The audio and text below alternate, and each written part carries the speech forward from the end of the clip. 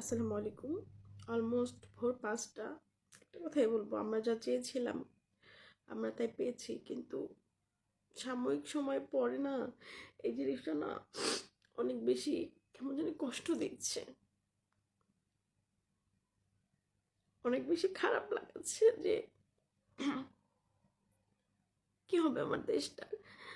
এতদিন না কেমন জানি আর যাই হোক দেশটাকে নিয়ে এত টেনশন হয়নি, এতটা খারাপ লাগা বোধ কাজ করেনি সিরিয়াসলি। যে এখন না অনেক বেশি দম আটকে আসছে, কষ্ট হচ্ছে যে আমার দেশটার কি হবে। যে যারা গণভবনে প্রবেশ করে যারা এই লুটগুলো করলেন, যারা মানে যখন হলো যে হ্যাঁ সে পদত্যাগ করে চলে গিয়েছে, এরপর সবাই মজা করলেন, আন্দোলন করলেন, ফাইন, ইটস ফাইন। বাট যারা বিভিন্ন থানায় আগুন লাগিয়েছেন, বিভিন্ন মন্দিরে আগুন লাগিয়েছেন, বিভিন্ন বাসা বাড়িতে আগুন লাগাচ্ছেন, কেন ভাই, কেন এটা করছেন? এটা তো আমাদের দেশের সম্পদ। তার থেকে বড় কথা, এটা আপনার আমার সবার টাকার জিনিস।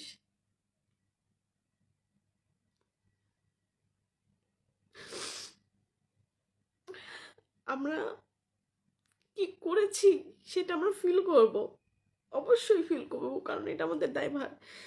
আজকে না এতটা টেনশন বা এত খারাপ লাগা কাজ করতো না। বিশেষ করে কেন খারাপ লাগা কাজ করছে জানেন? আমি মধ্যবিত্ত, বা আমরা অনেক মধ্যবিত্ত আছি। আমরা চাইলে দেশের বাইরে কোনো এক দেশে গিয়ে সেটেল হইতে পারবো না, এটা পসিবল না।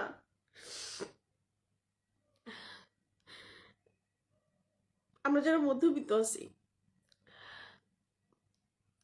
তারা না সবকিছুতে বেশি কষ্ট পাই, বেশি কষ্ট করতে হয় আমাদেরকে। কারণ কি বলি, একটা রিক্সাওয়ালা মামা, একটা সবজিওয়ালা মামারা কি করে, যখন কোনো কিছুর দাম বাড়ে তখন কিন্তু তারা দাম বাড়িয়ে দেয়। যেমন একজন রিক্সাওয়ালা মামা যখন সে বৃষ্টি হয় বা কোনো একটা প্রবলেম হয়, তখন 20 টাকার ভাড়া সে 80 টাকা চাইতে তার কিন্তু দ্বিধাবোধ হয় না।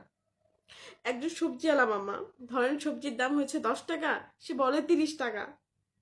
কিন্তু যে একজন মধ্যবিত্ত মানুষ যার বেতন 20,000 টাকা, সে বা তার অফিসের যে বস, সে কিন্তু তার কোনোভাবে তার স্যালারি বাড়িয়ে দেয় না, যে এই মাসে এত সমস্যা হচ্ছে তার স্যালারিটা বাড়িয়ে দেয় বা আমি তাকে 5,000 টাকা এক্সট্রা দেই, সেটা কিন্তু দেয় না।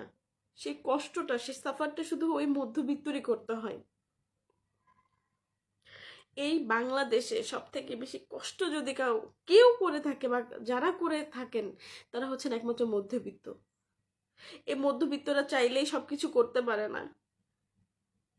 কিন্তু আজকে সব থেকে খারাপ লাগছে যে আমাদের যে রাষ্ট্রীয় সম্পদগুলো আমরা নষ্ট করছি, সে যাই করুক না কেন, সে তো আমাদের টাকায় সবকিছু করেছে। যে মেট্রো রেলে আগুন থেকে শুরু করে, কেন ভাই, পদ্মা সেতু ট্রোল থেকে মানে টোল যে ছিল, টোল থেকে শুরু করে সবকিছু আপনারা ধ্বংস করছেন, আমরা ধ্বংস করছি। এটা কি মানায়? এটা কি আসলে একটা শিক্ষিত ভদ্র জাতি? এটা তো রাজাকারের পরিচয় আসলেই দেওয়া হচ্ছে। আপনারা গণভবনে প্রাণীগুলাকে যখন বের করছেন রাস্তার মধ্যে, উপরে করে নিয়ে আসছেন, মানে দেখাচ্ছেন, একটা বিড়ালকে আপনারা কি করলেন, রিক্সা বসে উপরে উঠাচ্ছেন, বাচ্চাটা ভয় পাচ্ছে, আপনারা বুঝতেছেন? যে মানুষটার সব মানে এত ঘৃণিত ছিল, সেই মানুষটার জিনিস আনতে আপনাদের লজ্জা করতেছে না? ছি।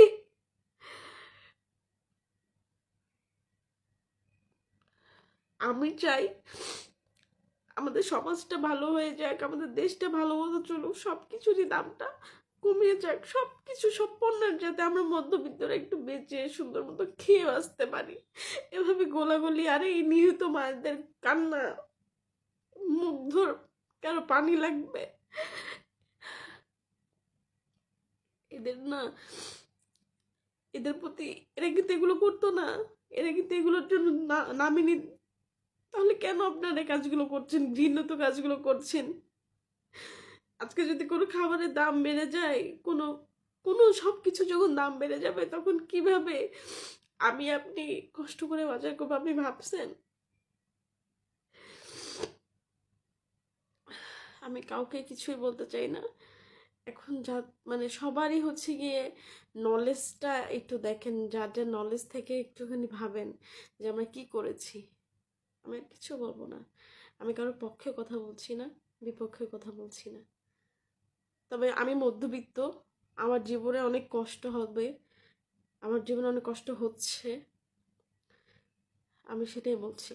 আমি শুধু মধ্যবিত্ত, যে আমি একজন মধ্যবিত্ত, যদি দেশের কোনো ক্ষতি হয় তাহলে কি পরিমাণ কষ্ট আমাদেরকে করতে হবে, আমি সেটা নিয়ে কথা বলছি, আর কিচ্ছু না।